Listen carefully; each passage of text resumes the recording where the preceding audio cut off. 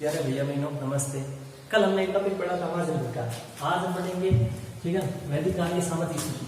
आज हम पढ़ेंगे वैदिक काल की सामाजिक स्थिति, वैदिक काल की सामाजिक स्थिति पढ़ेंगे, ठीक है। कल आपने हिंदू पढ़ा था वर्ण व्यवस्था, ठीक है। वर्ण व्यवस्था कल हमने पढ़ा।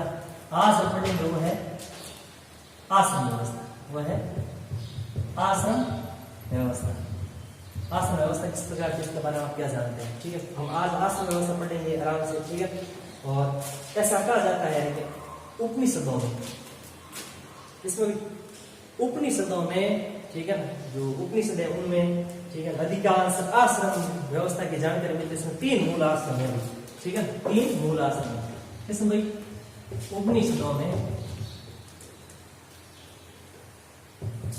उपनिषदों में 3 मूल आश्रम की जानकारी मिलती है। 3 मूल आश्रम की जानकारी मिलती है। 3 मूल आश्रम कौन कौन से हैं, ठीक है। ब्रह्मचर्य आश्रम,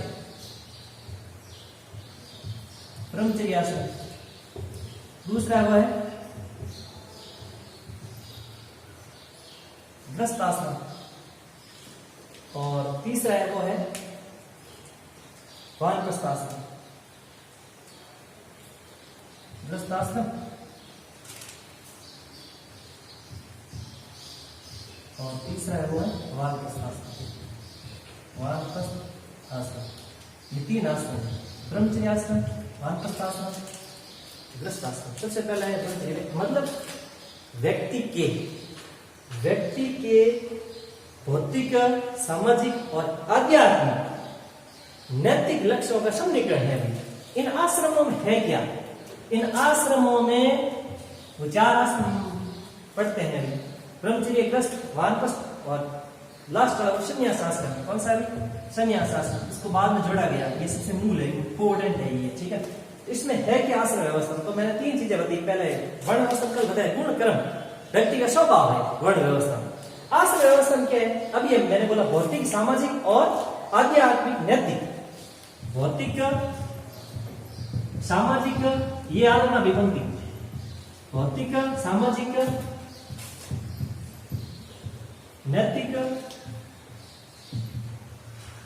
अध्यात्म या आध्यात्मिक, जो भी है आध्यात्मिक, ठीक है। इनका समन्वयकरण है, इन सभी चीज का समन्वयकरण किसमें है? आश्रम व्यवस्था में। आश्रम कितने हैं? 4 आश्रम है। उपनिषद में शुरुआत में कितने आश्रम की व्यवस्था की गई? 3 आश्रम की व्यवस्था की गई। इसके बारे में थोड़ा देख लेते हैं क्या ये। तो सबसे पहली बात करते हैं ब्रह्मचर्य आश्रम। पहले तो एक व्यक्ति के जीवन काल को, व्यवस्थित जीवन काल को 100 साल माना गया है। ये व्यक्ति के व्यवस्थित जीवन काल को कितने वर्ष माना गया है? 100 वर्ष माना गया है। कितने वर्ष? 100 वर्ष। अब इस ब्रह्मचर्य आश्रम 1 से 25 वर्ष, और ये 26 से 50 वर्ष, 51 से 75 वर्ष, और ये 76 से 100 वर्ष। 25-25 साल की व्यवस्था के अनुरूप इसको कितने भागों में बांटा गया? 4 भागों में बांटा गया। यानी व्यक्ति, बालक का जन्म लेता है, उसके कुछ समय बाद शिक्षा ग्रहण करने के लिए आश्रम गुरुकुलम जाता है। वहां से जब तक उसकी शिक्षा पूर्ण हो जाती है, यानी धर्मरत रहकर शिक्षा ग्रहण करना, धर्मरत रहकर शिक्षा ग्रहण करना, ये कब किया जाता है? 1 से 25 साल तक। उसके बाद में धर्मरत रहकर अर्थ एवं काम को पूरा करना। इन व्यक्ति को धर्मरत रहना है, मतलब गृहस्थ आश्रम में विवाह करना है।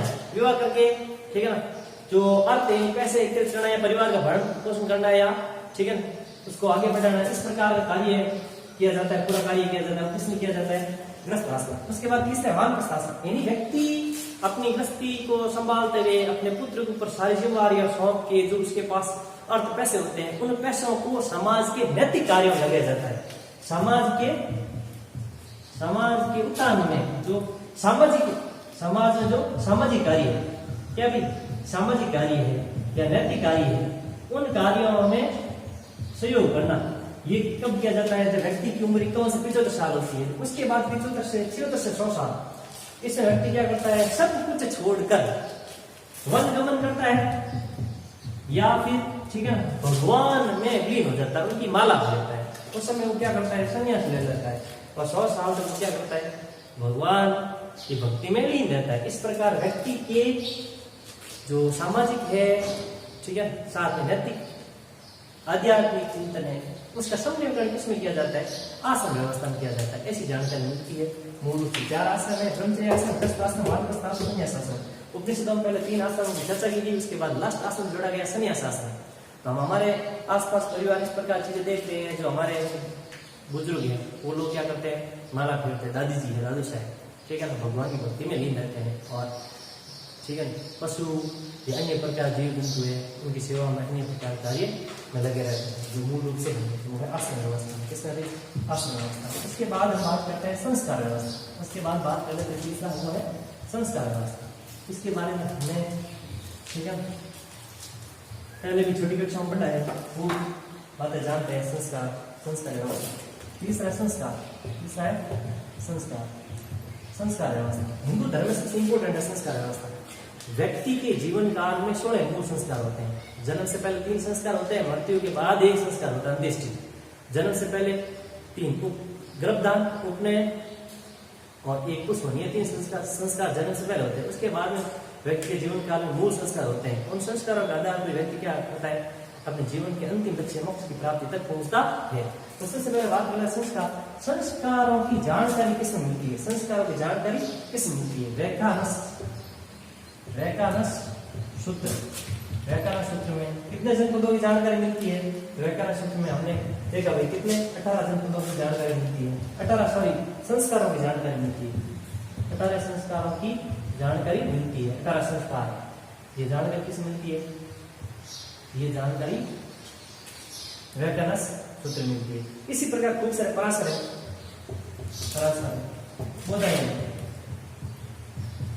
मनुस्मृति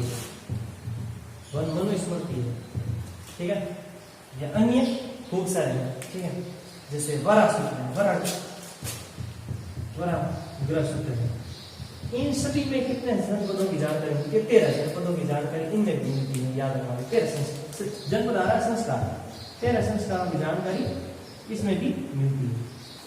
इनमें पराशर ग्रह सूत्र है, बोधयन ग्रह सूत्र है, मनुस्मृति या वरा ग्रह सूत्र है, इनमें 13 संस्कारों की जानकारी मिलती है।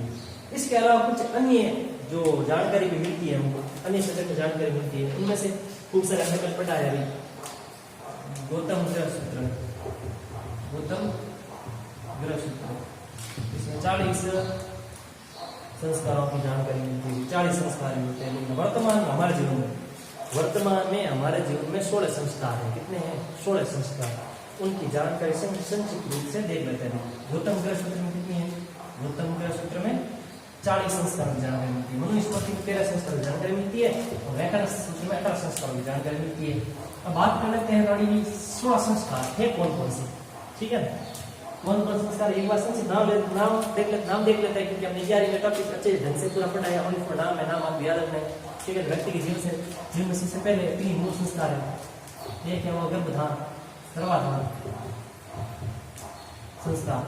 दूसरा है वो है पुष्पन संस्कार। तीसरा है वो है सीमांतोनयन। ये 3 संस्कार है व्यक्ति के जीवन में सबसे पहले शुरुआती दौर में। ये संस्कार मतलब जन्म से पहले ये संस्कार होते हैं, ठीक है, व्यक्ति के। उसके बाद में जात का नामकरण है, इसके बाद में जात कर्म, नामकरण, निष्कर्मण,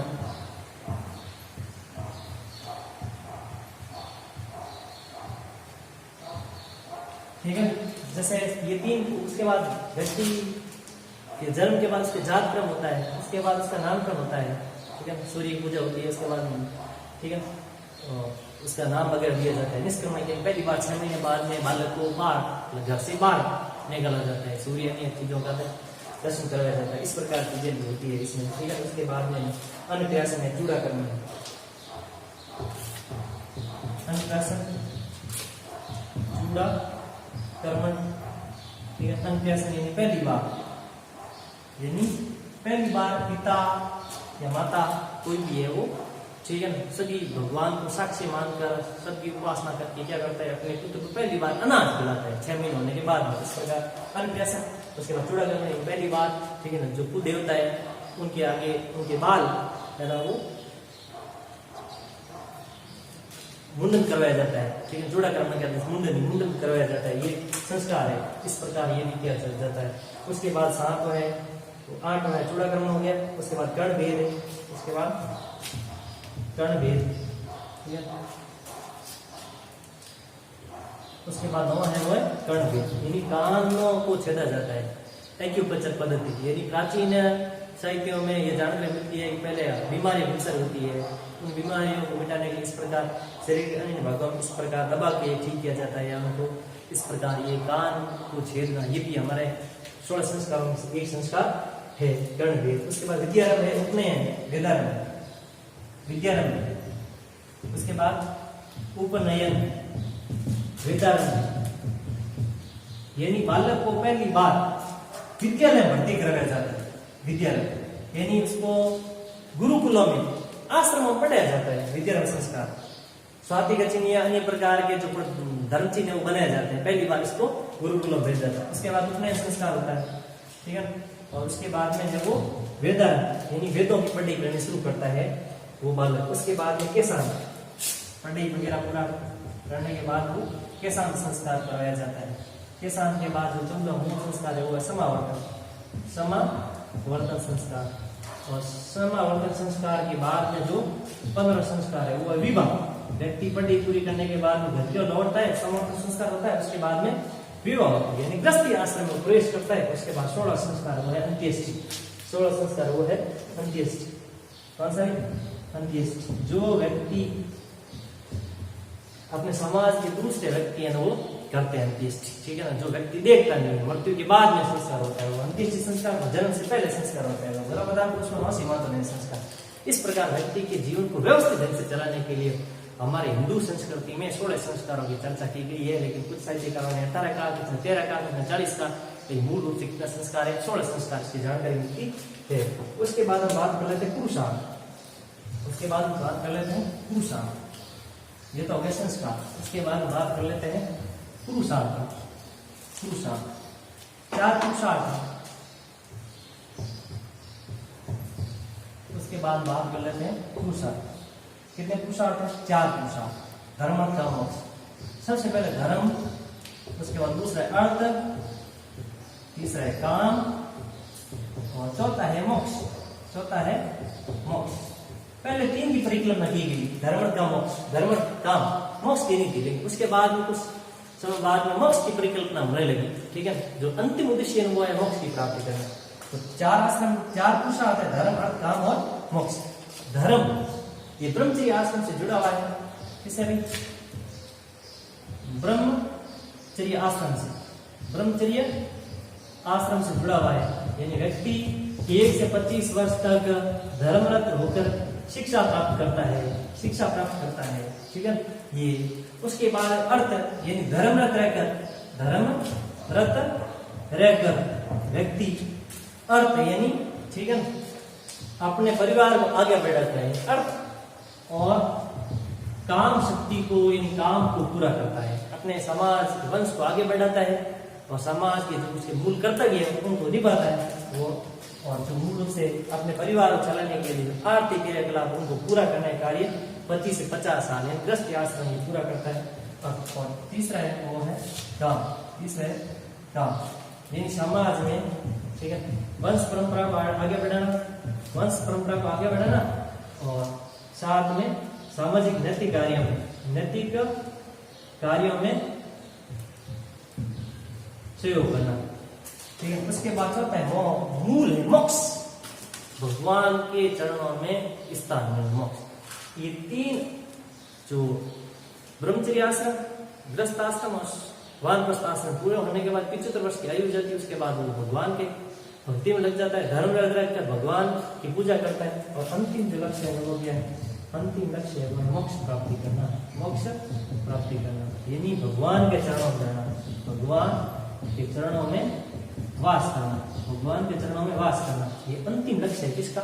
व्यक्ति का कौन सा भी मोक्ष। इस प्रकार 4 पुरुषार्थ। अब बात कर लेते हैं 3 ऋण, 3 त्रिऋण। इसके बगैर व्यक्ति को मोक्ष की प्राप्ति नहीं होती है। अब करते हैं ऋण व्यवस्था। अब बात कर लेते हैं ऋण व्यवस्था। ऋण व्यवस्था उतारे बगैर व्यक्ति को मोक्ष की प्राप्ति होती नहीं है।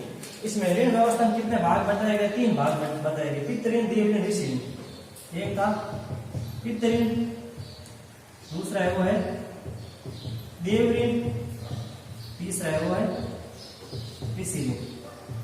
ऋषि ऋण 3 ऋण है, ऋषि ऋण, देव ऋण, पितृ ऋण। पितृ ऋण व्यक्ति को अपने पिता की वंश परंपरा को आगे बढ़ाकर ही पितृ ऋण कहा जाता है। अपनी वंश परंपरा को, ठीक है, आगे बढ़ाकर ऋण उतारा जाता है, वो है पितृ ऋण। यानी अपने जो पूर्वजों की पीढ़ी उसको आगे बढ़ाना, तो पितृ ऋण मानता है, ठीक है ना। पिता के ऋण की मुक्ति प्राप्त होती है। ब्रह्मचर्य आश्रम जहाँ गृहस्थ आश्रम प्रवेश करता है, उसके बाद इस ऋण जो अपने पिता का ऋण है उसकी पूर्ति पुत्र या पुत्री करते हैं। उसके बाद देव ऋण यानी भगवान, ठीक है, भगवान की उपासना करते हुए जितने कितने कीट पतंगे अन्य प्रकार के जीव जंतु है, ठीक है, उनकी सुरक्षा करना ये दायित्व होता है, ठीक है। भगवान की जो स्तुतियां हैं उन स्तुतियों को सुबह शाम करना, वंदना करना, इस प्रकार कार्य करके हम क्या कर सकते हैं? देव पूजा, यानी अपने कुल देवता की पूजा करके इस ऋण को उतारा जाता है। उसके बाद ऋषि ऋण या ऋषि ऋण, इस ऋषि ऋण को भी हम उतारना होता है। जैसे जो ज्ञान प्राप्त किया उन ज्ञान को आगे प्रसारित करके हम क्या कर सकते हैं? इस प्रकार इस ऋण से भी मुक्ति प्राप्त कर सकते हैं। ऋण मुक्त नहीं है तो आपको मोक्ष नहीं मिलेगा। ये हमारे धर्मशास्त्रों में कहा गया है, हमारे वैदिक साहित्य में कहा गया है, वैदिक साहित्य में कहा गया। इसका इस प्रकार 3 ऋण, पितृ ऋण, देव ऋण और ऋषि ऋण। उसके बाद बात कर लेते हैं पंच जो महायज्ञ, पंचमहायज्ञ,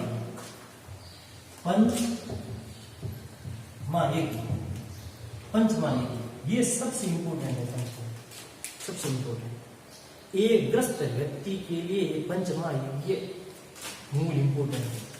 एक ग्रस्त व्यक्ति के लिए, एक ग्रस्त व्यक्ति के लिए, एक ग्रस्त व्यक्ति के लिए, ठीक है, एक ग्रस्त व्यक्ति के लिए ये पंचमहायज्ञ अनिवार्य है।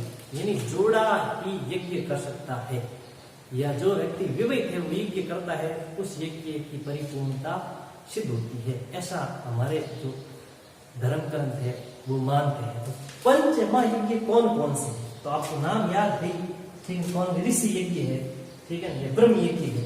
इसको हम क्या कह सकते हैं? ब्रह्म यज्ञ, या इसको क्या कह सकते हैं? ऋषि यज्ञ, ऋषि यज्ञ। एक हो गया ये पंचमहायज्ञ, याद रखना। दूसरा है वो है पितृ यज्ञ, तीसरा है वो है भूत यज्ञ, चौथा है वो है देव यज्ञ, और पांचवा है नृप यज्ञ। है क्या? पांच ब्रह्म यज्ञ, ऋषि यज्ञ, यानी देवताओं की स्तुति के लिए जो यज्ञ किए जाते हैं, यज्ञ ब्रह्म यज्ञ है। पितृ यज्ञ क्या है? ठीक है, अपने पूर्वज, ठीक है, जैसे वर्तमान वर्षा ऋतु है, वर्षा नहीं हो रहा तो क्या किया जाता है? पितरों को याद किया जाता है। इस प्रकार यज्ञ किया जाता है, उसको पितृ यज्ञ कहते हैं। भूत यज्ञ, ठीक है, जो अन्य प्रकार के कीट पतंग, अन्य प्रकार चीजें, जीव जंतु है, उनको करने के लिए क्या करता है? इस प्रकार हवन करते हैं और खूब सा सामग्री भी उधर डालते हैं, ठीक है। देव यज्ञ, ठीक है, देवताओं को करने के लिए भगवान इंद्र अन्य प्रकार देव देवताओं के लिए किया जाने वाला यज्ञ। उसके बाद नृप यज्ञ, राजा द्वारा किया जाने वाला यज्ञ। इस प्रकार ये व्यक्ति कितने यज्ञ, एक 10 व्यक्ति कितने यज्ञ बताइए? 5 यज्ञ। कौन कौन से? ब्रह्म यज्ञ, पितृ यज्ञ, भूत यज्ञ, देव यज्ञ और नृप यज्ञ, ठीक है। इसमें से याद रखना ये पितृ यज्ञ, कौन सा? पितृ यज्ञ, जो हमारे यहाँ पर आस-पास क्षेत्रों में, ठीक है, इस प्रकार यज्ञ किए जाते हैं। इसकी बात होगी, ये बात होगी यज्ञों। अब बात करते हैं कुछ ऋग्वेद कुछ यचाओं में, ठीक है। ऋग्वेद कुछ यचाओं में जो उस समय की जो महिलाएं थी, साक्षर महिलाएं, उन वैदिक काल में कुछ ऋचाओं में ऋषिकाओं की जानकारी मिलती है, जो पढ़ी लिखी महिलाएं थी उनकी जानकारी भी मिलती है इस समय वैदिक काल में। कौन कौन सी ऋषि थी ऋग्वेद में? इसमें ऋग्वेद में ऋग्वेद की कुछ ऋचाओं में, कुछ ऋचाओं में याद रखना क्या है, ऋचाओं में विदुषियों की जानकारी मिलती है, ऋषिकाओं की, विदुषियां की, ठीक है, ऋषिकाएं की जानकारी मिलती है। ऋषिकाएं कौन कौन सी याद रखना? अपला, भूषा, शिक्ता, विश्ववरा, ठीक है, इस प्रकार की जानकारी मिलती है। विश्ववरा है, शिक्ता है, ठीक है, साथ में विदुषी महिला है जिसकी जानकारी मिलती है। उन महिलाओं की क्या है, अनुष्ठानिक